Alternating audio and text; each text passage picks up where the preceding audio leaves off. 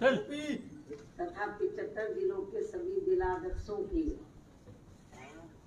ये इकट्ठा अति महत्वपूर्ण बैठक बुलाई है। और आज की इस बैठक में प्रत्येक जिलावार व उसके अंतर्गत आने वाली सभी विधानसभा की सीटों की प्रदेश में अगले वर्ष के शुरू में होने वाले विधानसभा चुनाव की पार्टी की तैयारी को लेकर सभी जरूरी पहलुओं पर गहन समीक्षा की जाएगी, जिसके तहत सबसे पहले दिनांक 21 अक्टूबर से प्रदेश की प्रत्येक विधानसभा की सीट में पार्टी के सभी पोलिंग बूथों के पदाधिकारियों की चुनाव की तैयारी को लेकर चल रहे कैडर व सम्मेलनों आदि की प्रगति रिपोर्ट रिपोर्ट में जिले की किसी भी विधानसभा की सीट में कमी मिलने पर फिर उसे दूर करने के लिए अब इन्हें केवल 1 सप्ताह का ही समय दिया जाएगा। इस प्रकार से प्रदेश की सभी 403 विधानसभा की सीटों पर पार्टी की चुनावों की तैयारी को लेकर आज विस्तार से रिपोर्ट ली जाएगी। इसके साथ साथ चुनाव के दौरान पार्टी के सभी छोटे बड़े पदाधिकारियों व कार्यकर्ताओं को तथा पार्टी के उम्मीदवारों को भी किन किन खास बातों का ध्यान रखना है, तो उसके बारे में भी आज इनको जरूरी जानकारी दी जाएगी। इसके अलावा पार्टी की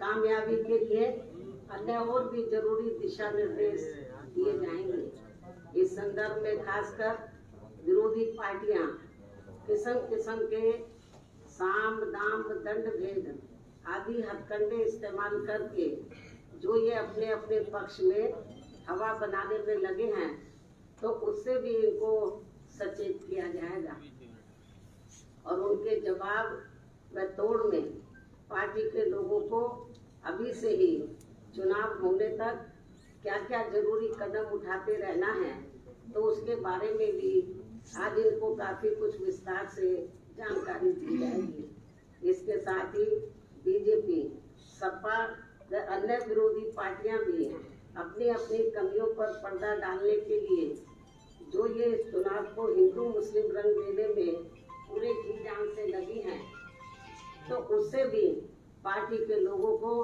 शहर शहर व गांव गांव में जाकर अभी से ही सावधान करने का भी कार्य शुरू कर देना है। इसके बारे में भी आज की बैठक में इनको बताया जाएगा, जिससे फिर ये लोग अपने अपने क्षेत्र में जाकर बताएंगे। इसके अलावा यहाँ मैं ये भी कहना चाहूंगी कि प्रदेश में जो भी विरोधी पार्टी यहाँ सत्ता में आसीन रही है और भाजपा अभी भी सत्ता में आसीन है, तो इनकी सरकार की रही आम जन विरोधी नीतियों के बारे में बताने के साथ साथ बीएसपी सरकार की रही जन हितैषी नीतियों के बारे में भी पार्टी को प्रदेश की जनता को जरूर बताना है, ताकि यहाँ फिर से सन 2007 की तरह ही उन्हें अपनी पूर्ण बहुमत की सब जन हिताय व सब जन सुखाय की नीतियों पर आधारित सरकार बन सके। वैसे इस मामले में आप लोगों को ये विदित है कि बीएसपी की चारों रही सरकारों ने प्रदेश में हर मामले में व हर स्तर पर यहाँ अन्याय, अपराध, भय व भ्रष्टाचार मुक्त तथा विकास युक्त वातावरण पैदा करने के साथ साथ विशेषकर कमजोर वर्गों, गरीबों, मजदूरों, बेरोजगारों, किसानों, छोटे व्यापारियों एवं अन्य मेहनतकश लोगों के हितों के लिए भी जो अनेकों ऐतिहासिक व अति महत्वपूर्ण कार्य किए हैं, तो उन्हें प्रदेश की जनता अभी तक भी भूली नहीं है, जिसे खास ध्यान में रखकर ही पार्टी के लोगों को इस चुनाव में वोट मांगना है, ये भी इनको बताया जाएगा। इसके साथ ही यहाँ मेरा ये भी कहना है आजादी के बाद यहाँ शुरू में काफी लंबे समय तक कांग्रेस पार्टी व बाद में सपा, बीजेपी एवं बीएसपी आदि का भी शासनकाल देखा है। लेकिन इस मामले में प्रदेश की जनता अपनी पूरी ईमानदारी से ये बताए कि इन सभी पार्टियों के शासनकाल में से किस पार्टी का हर मामले में वह हर स्तर पर बेहतरीन शासनकाल रहा। ये मैं मीडिया के माध्यम से प्रदेश की जनता से पूछना चाहती हूँ। तो फिर प्रदेश की आम जनता एवं दबी जुबान में विरोधी पार्टियों के लोग भी यही कहेंगे कि बीएसपी का ही बेहतरीन शासनकाल रहा है। इसलिए प्रदेश की जनता को अब मेरा यही कहना है कि उन्हें अपने हित व कल्याण को ध्यान में रखकर वे इस चुनाव में किसी भी भावना से, किसी भी भावना में न बहकर तथा इनके प्रलोभन भरे चुनावी घोषणा पत्रों आदि के भी बहकावे में न आकर बल्कि बीएसपी के ही रहे बेहतरीन शासनकाल को फिर से यहाँ सत्ता में वापस लाना है, जिसकी इस समय प्रदेश की जनता को काफी सख्त जरूरत भी है। इसके अलावा बीजेपी का ये कहना कि इस बार चुनाव में बीजेपी 300 से ज्यादा सीटें जीतने वाली है, तो इसमें अभी कोई ज्यादा दम हमें नजर नहीं आता है। वरना फिर ये पार्टी चुनाव होने से कुछ समय पहले यहाँ आए दिन ताबड़तोड़ असंख्य घोषणाएं, शिलान्यास एवं अधकच्चे कार्यों के उद्घाटन व लोकार्पण आदि नहीं करती। साथ ही ये पार्टी अपने केंद्रीय नेताओं व केंद्र सरकार के वरिष्ठ मंत्रियों को भी अज्ञात थोक में नहीं भेजती। इनके साथ साथ यूपी सरकार के मुख्यमंत्री एवं मंत्रियों व पार्टी के वरिष्ठ नेताओं को भी एक एक जिले में फिर कई बार नहीं जाना पड़ता, तथा न ही इनको चुनाव घोषित होने से कुछ समय पहले या प्रदेश की जनता को व छात्रों आदि को भी किस्म के लालच आदि नहीं देने पड़ते।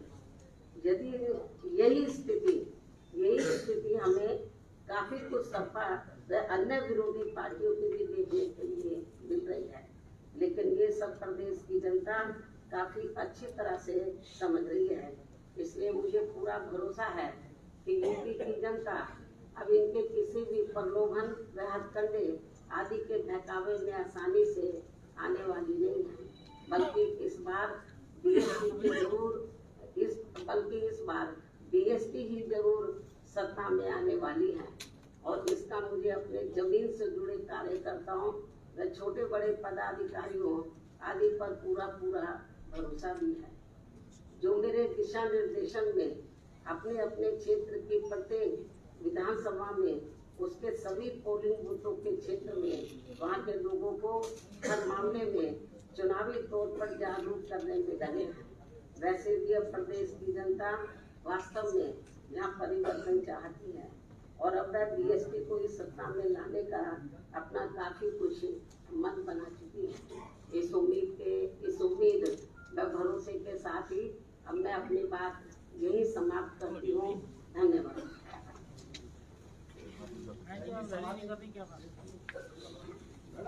सवाल ये था कि इधर विपक्ष के तमाम बड़े नेता अखिलेश हो, प्रियंका हो, सब कह रहे हैं कि फोन टैपिंग लगातार हो रही है, स्नूपिंग हो रही है।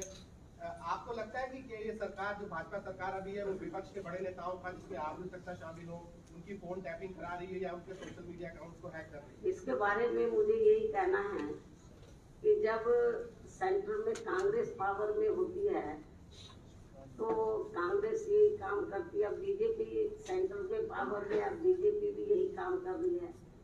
तो जब कांग्रेस पावर में होती है तो फिर बीजेपी यही आरोप लगाती है, और जब बीजेपी है तो अब दूसरी पार्टी, अब कहाँ तक सच्चाई है ये तो मैं नहीं कह सकती हूँ। लेकिन जब ये आम चर्चा है कि फोन टेपिंग हो रहा तो हो सकता है इसमें सच्चाई हो। मैडम, सवाल ये है कि निर्वाचन सूचियों में बहुत बड़ा पैमाने पे गड़बड़ियां हो रही हैं, जिसपे बसपा ने अब तक क्या एक्शन लिया है? और दूसरा सवाल ये है कि निर्वाचन कार्ड को आधार से जोड़ने वाले कानून पर बसपा ने समर्थन क्यों किया? इसके बारे में मैं आपको ये बताना चाहती हूँ वाली जो आप वो त्रुटि की बात कर रहे हैं, तो हमारी पार्टी के लोग अपने अपने जिले में जब इनको उधर के जिला निर्वाचन अधिकारी बुलाते हैं तो अपनी त्रुटियां वहाँ पर ये रखते हैं। और इसके अलावा जो आपने दूसरा सवाल पूछा है कि वोट को जो है आधार कार्ड से जोड़ने वाली बात है, तो मैं इसके बारे में हमारी पार्टी का मत ये है कि ये बहुत महत्वपूर्ण मामला है और इसको जल्दबाजी में पार्लियामेंट से ये पास कराना मैं समझती हूँ ये ठीक नहीं है। इसके ऊपर पार्लियामेंट में पास कराने से पहले या इसको बिल को पास कराने से पहले सेंट्रल गवर्नमेंट की जिम्मेवारी बनती थी कि लोकसभा और राज्यसभा में इस पर खुली पहले बहस होनी चाहिए थी, और ये बहस नहीं हुई, जल्दबाजी में इसको हाउस में लाया गया है। तो हमारी पार्टी इससे सहमत नहीं है क्योंकि ये मामला अति गंभीर है। मैडम बहन जी, अयोध्या में अफसर और नेताओं की जमीन खरीदने के मामले में योगी सरकार ने संज्ञान लिया है। खबरें हैं कि बहुत सारे नेताओं और अफसरों ने वहां पर जमीन खरीदी है राम मंदिर निर्माण से पहले, और इसकी जांच कराने के लिए योगी सरकार ने कहा है। तो क्या राम मंदिर निर्माण से पहले वहां पर जो जमीनों को लेकर के एक बड़ा विवाद था, बड़ा प्रश्न था, वो घटना कैसे देखती हैं आप? क्या सच्चाई दिखती है आपको? ये मैंने मीडिया के माध्यम से मुझे भी जानकारी मिली है, ये मामला अति गंभीर है और इस मामले की उच्च स्तरीय जांच होनी चाहिए। और हमारी पार्टी तो ये चाहेगी कि माननीय सुप्रीम कोर्ट इसमें दखल दे तो ज़्यादा बेहतर होगा। और यदि ऐसा कुछ हुआ है तो मेरे ख्याल स्टेट गवर्नमेंट को इसको गंभीरता से लेना चाहिए और सेंट्रल को भी इस मामले में दखल देकर स्टेट गवर्नमेंट को उनको निर्देशित करना चाहिए कि यदि कुछ ऐसा हुआ है तो जो भी कुछ जमीन वगैरह उन्होंने खरीद फरोख्त किया है तो वो रद्द होनी चाहिए। मामला चल रहा है, काफी दिनों से वो लोग धरने पर बैठे हैं जो गार्डन में कई महीने से हैं, उस पर आपकी पार्टी का क्या दोबारा रिपीट करो। 69,000 शिक्षक भर्ती मामला चल रहा है, उनका कहना है कि घोटाला हुआ है, बहुत बड़ा घोटाला है और इसको लेकर काफी दिनों से वो जो है धरने पर बैठे हैं, लगातार जो है भाजपा कार्यालय का प्रदर्शन करते हैं, कई जगह कर चुके हैं। इसके बारे में मैं कई बार आपको बता चुकी हूँ, फिर मैं बताना चाह रही हूँ कि उनका जो आरोप है तो वो जो आरोप लगा रहे तो हो सकता है उसमें सच्चाई हो, तो इस मामले की जांच होनी चाहिए और उनकी जो शिकायतें हैं स्टेट गवर्नमेंट को चाहिए उसको दूर करना चाहिए।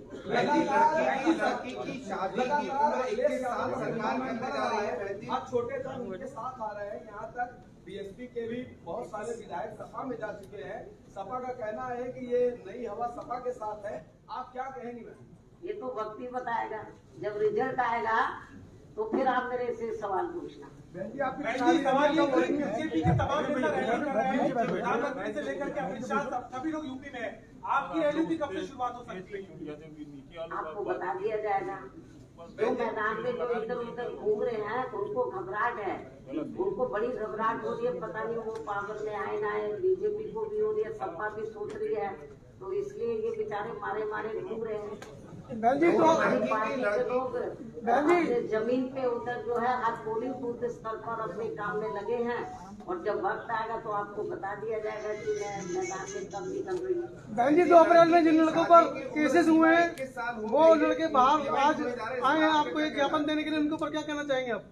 क्या बोला? 2 अप्रैल के आंदोलन में जिन युवाओं पर केस किए गए हैं वो आज शायद सुनने में आया कि बाहर भी खड़े हैं आपसे मिलने के लिए, तो वो बड़े परेशान हैं। इस संबंध में मैंने एक बार नहीं कई बार तो स्टेट गवर्नमेंट को आगाह किया है और प्रेस में भी मैंने बोला है कि उनके मामले खत्म होने चाहिए और उन्होंने कोई किसी के साथ अन्याय अत्याचार नहीं किया था। अपनी वो जायज मांगों को लेकर वो मैदान में उतरे थे, तो ये मामला लंबे अरसे से अटका पड़ा है, ये अच्छी बात नहीं है और स्टेट गवर्नमेंट को इसको देखना चाहिए और इस मामले को पार्लियामेंट में भी हमारी पार्टी ने इसको कई बार उठाया है। अब